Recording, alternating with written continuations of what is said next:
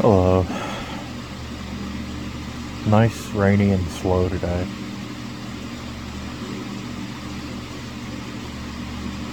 I played a little more Undertale.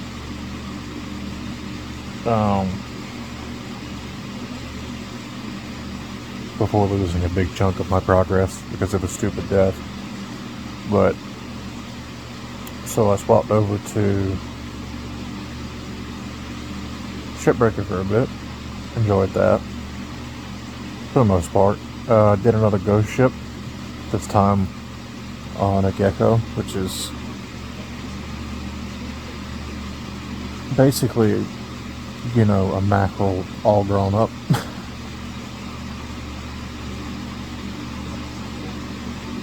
And it was a lot more interesting for a couple of reasons. One,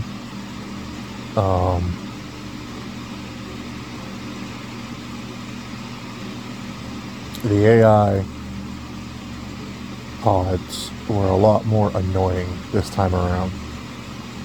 One, they were a lot more active than the first time. Probably that's more due to a gecko having more moving parts and more compartments than a mackerel does.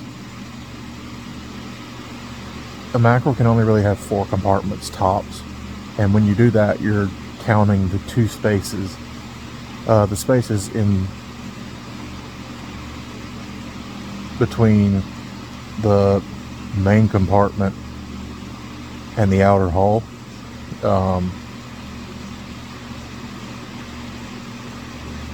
So imagine, 3 pieces stacked on top of each other. That would be one side hull, middle compartment, the other side hull, and then up front the cockpit. This gecko that I did today, if you count the 2 airlocks, because they're full-size compartments,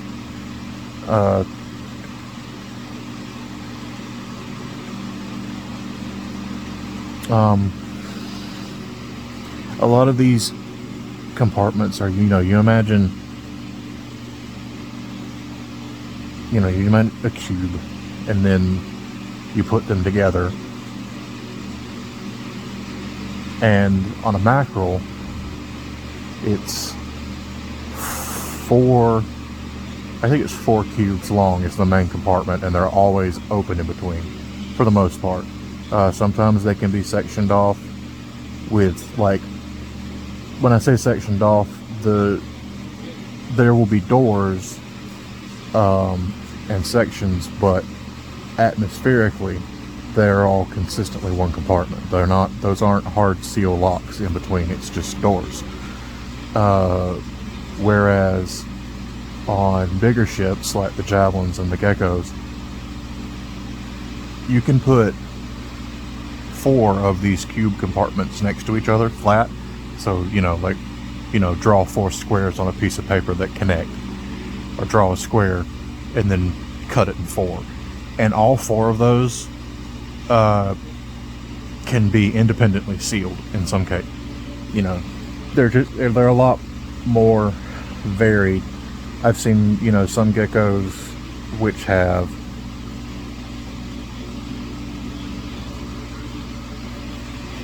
there's one type that's like a more of a plane. It's meant for like long distance commercial travel, where it's got one big compartment in the middle, 3 in the back, one's an airlock, one's where the coolant is, and one's like a viewing room for the reactor, and then you've got several rooms up front. Point being, this one was one where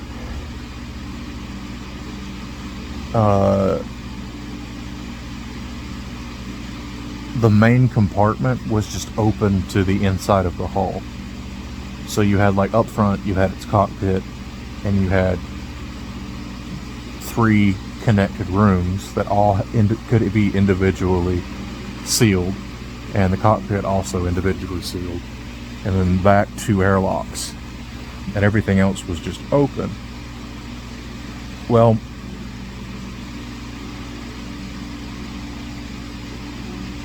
as I got to the end of dealing with this one, I was getting ready to I usually, when I can, I try to scrap the rooms in as few pieces as possible. So like for this front compartment, which was the cockpit and 3 of these cube rooms, I was getting ready to scrap them. Well, the AI had been being annoying because 2 of these 3 rooms were open enough to where they could not be repressurized. Remember how I was talking about the only way these AI things could be annoying is if they could mess with the atmospheric pressurizers? Well, they can. And not only can they use ones that are damaged enough that I can't interact with them, it seems like they can do them completely independently. Because as far as I know, this one room that the AI pods kept pressurizing and venting did not have a pressurizer in it. I don't know how they were doing it, but I finally got it, disconnected from enough other things to move it fairly easily when they pressurized the room, opened a door, and the explosive decompression fired this small chunk, these 3 rooms in a cockpit, out of the work area. Just gone. It was just gone. It farted itself into deep space. This is like, cool, great, awesome.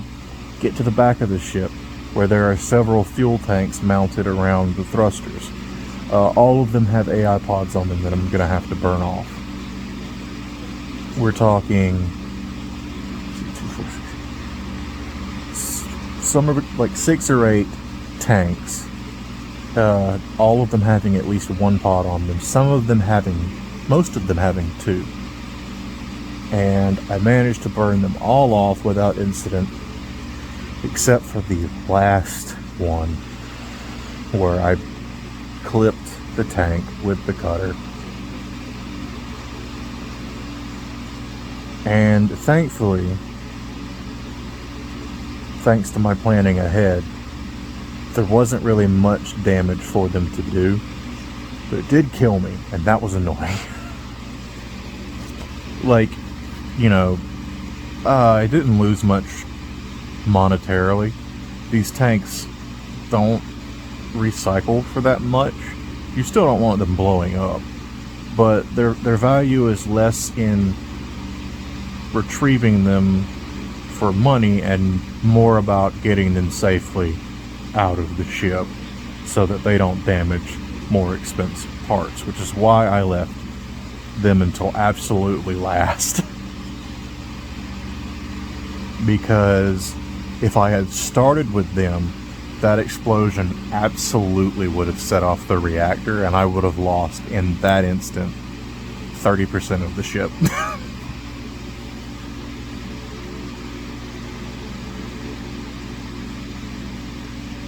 But all in all, interesting. Then, after all that, in preparation for Metroid Dread, started Fusion and got a good little chunk into the game.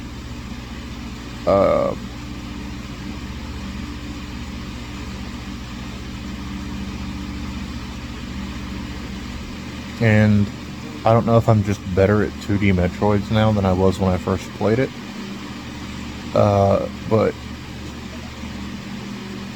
Or if it's the fact that I'm playing it. So the first time I played Fusion was back when I still was attempting to do Let's Plays. And I played it on my Wii U. And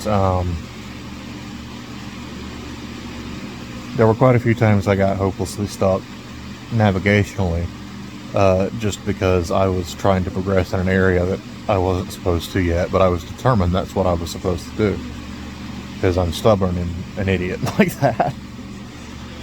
And other times I remember very specifically getting stuck on a couple of different bosses. The last one, for one.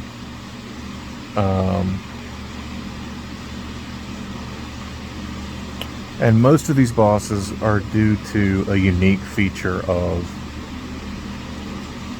fusion,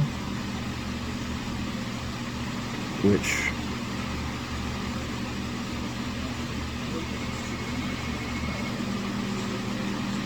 I'm debating on whether or not talking about it. But at the same time, fusion's well over 10 years old.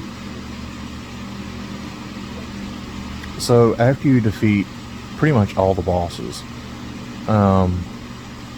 there's a second phase that's fairly consistent between them all.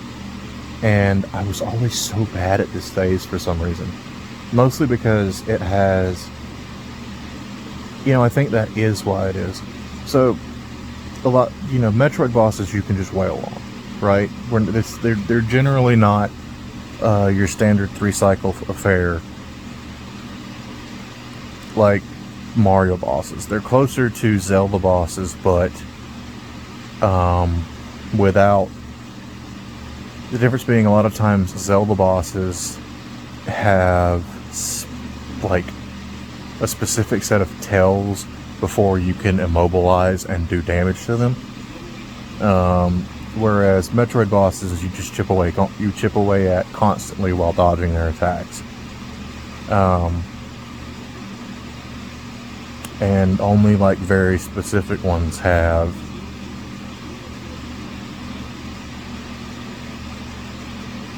like set damage windows. It's usually more usually less of a damage window and more about having to hit them in a specific spot. So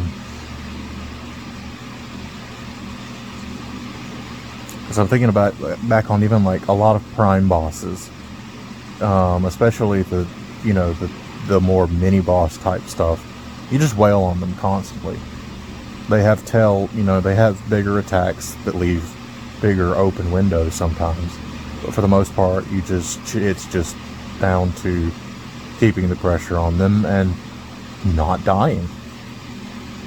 But there are more puzzly ones. Usually a lot of the bigger ones are more puzzly.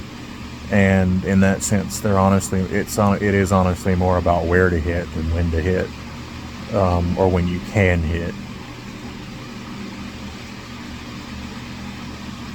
But this second phase of all the bosses in Fusion has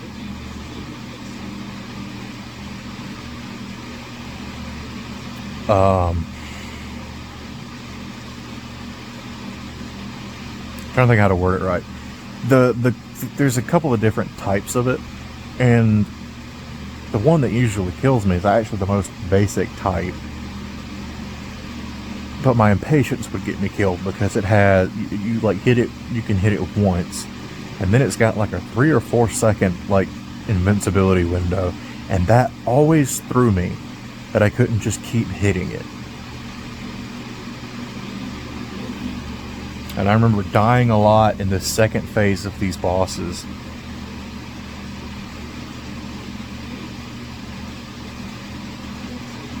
Or in this final phase in some cases, because some of the bigger bosses have 2 or 3 phases even before that. I've got one coming up that's going to be a nightmare. Wink, wink.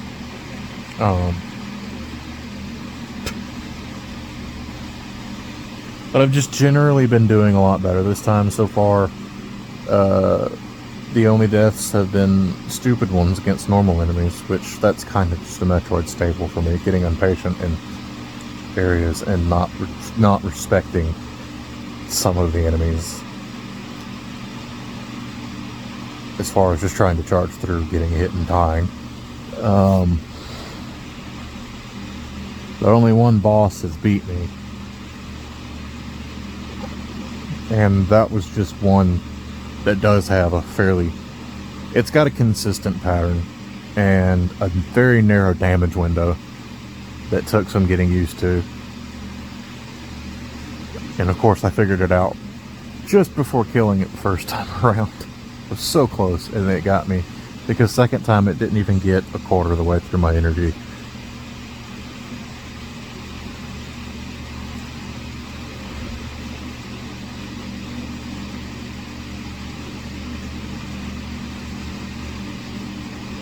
So I do like to think that part of it is just I am better at 2D Metroids these days. But it also could be that I'm not, like, recording it either. I'm not attempting to have a dialogue because I was never really good at that.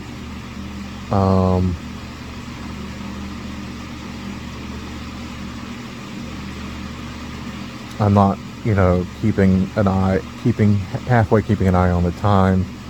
I'm not potentially sitting in a hot room because I don't have the air or my fan running because of white noise.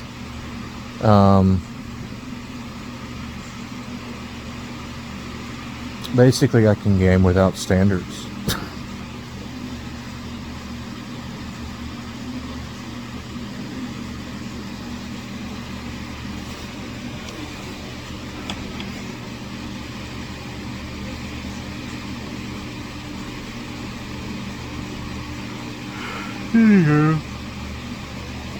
Sleep now. Become one. Technically, tomorrow, Metroid Dread. But that's only because it's past midnight.